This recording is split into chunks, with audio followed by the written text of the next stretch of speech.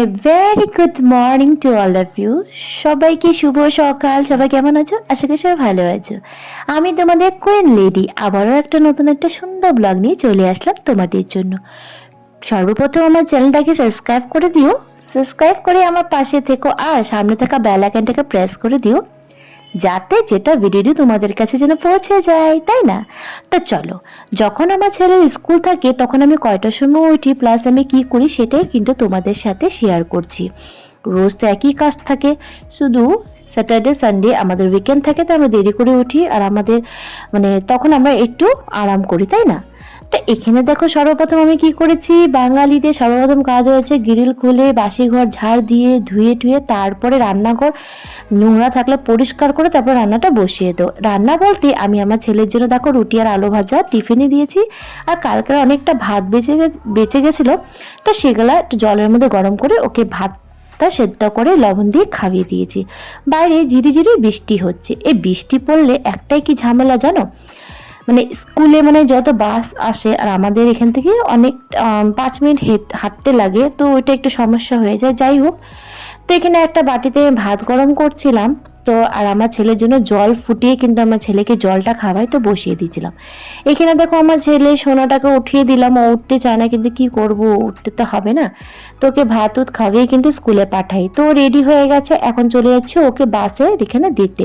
তো Oreo biscuit দিয়ে দিয়েছি, আজকে বললাম খিদা লাগলে এটা খেয়ে নিস, ওর বলে টিফিনে ও খায়, আসার সময় বলে ওর খিদা পায়, তার জন্য বিস্কুটটা দিয়ে দিলাম। দেখো অপেক্ষা করতে করতে বাসও চলে আসলো, এখন টাটা, তুমি এখন স্কুল যাও। সত্যি অনেকটাই কষ্ট হয়।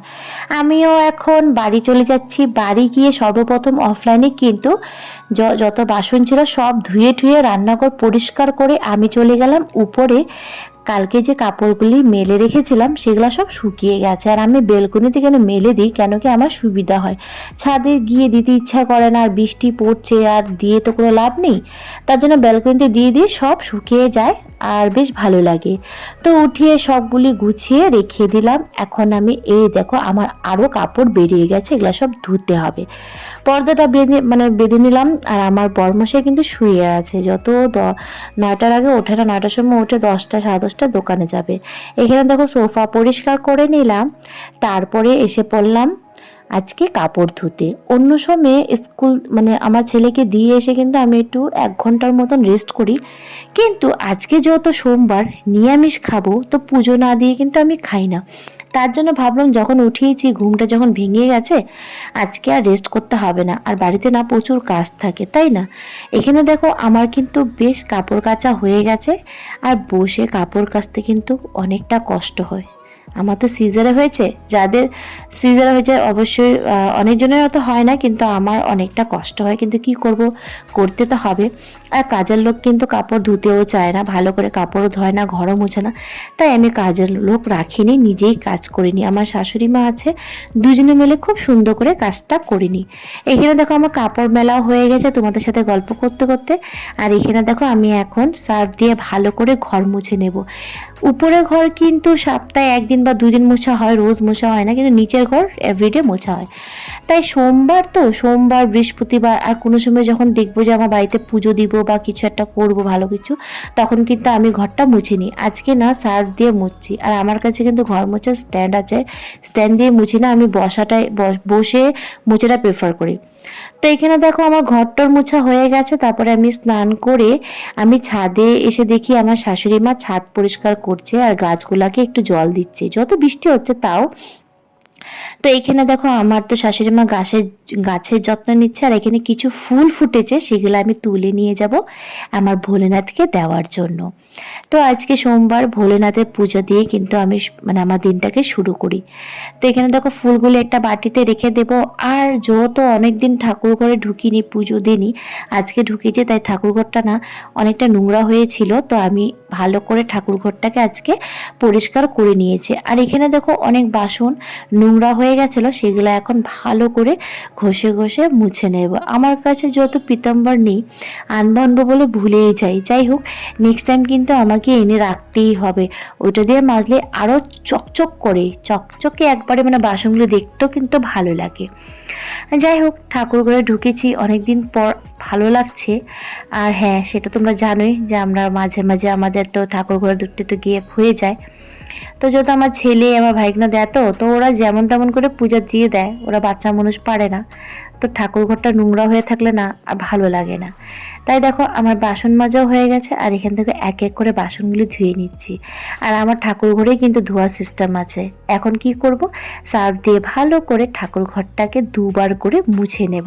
দুবার করে না মুছলে না পিছলা পিছলা হয়ে থাকবে, তখন দাঁড়া থেকে ধারাম করে পড়ে যাব, ব্যাস হয়ে যাবে। তো এখানে দেখো, আমি সুন্দর করে ঠাকুর ঘরটা পরিষ্কার করে নিলাম, বেশ ভালো লাগছে। এখন প্রত্যেকটা গ্লাসে জল দিয়ে দেবো। আর আমার ভোলেনাথকে কি দিয়ে স্নান করাচ্ছি সেটা তো তোমরা জানোই, ঘি, মধু। তো এগুলা দিয়ে ভালো করে আমার ভোলেনাথকে স্নান করাবো, আর আমার গোপু সোনাটাকেও স্নান করাবো। দেখো আমি ঘোরাচ্ছি, একটু খেলো।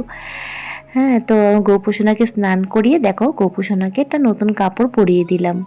তো যাই হোক, গোপু সোনা সোনা। তো এখানে দেখো, এখন প্রসাদ দিয়ে দেব, নকুল দানা ভোলেনাথকেও দিয়ে দিব। আর যা ফুল পেরে এনেছিলাম, এখন এই সম্পূর্ণ ফুল দিয়ে ভালো করে সিংহাসনটা সাজিয়ে দেব। আর না, ফুল থাকলে কিন্তু পূজা দিতে একটা আলাদাই মজা, তাই না? আমি কিন্তু সব ঠাকুরকে স্নান করিয়ে দিয়েছি। তারপরে দেখো আমার হয়েছে পুজো দেওয়া কমপ্লিট। এখন ধূপধুনা দেখাচ্ছি। যাই হোক, ভোলেনাথের পুজো করে দিনটা শুরু করতে কিন্তু বেশ ভালো লাগে।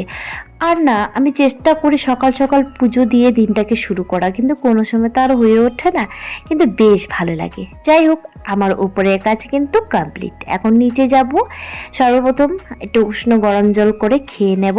আর হ্যাঁ, আমার দিনটা আজকে ভালো, আমি আমার ফেভারিট গান পেয়ে গেছি।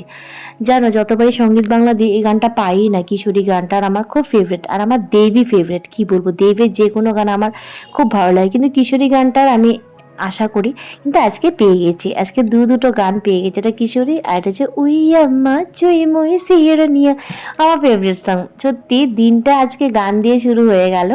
যাই হোক, তা এখন আমি আমার রান্নাটা করে নিই। যত আমার মা কিছু বাজার করেনি, তো আমি সোয়াবিনটা রান্না করছিলাম, আর তেল ছিল না।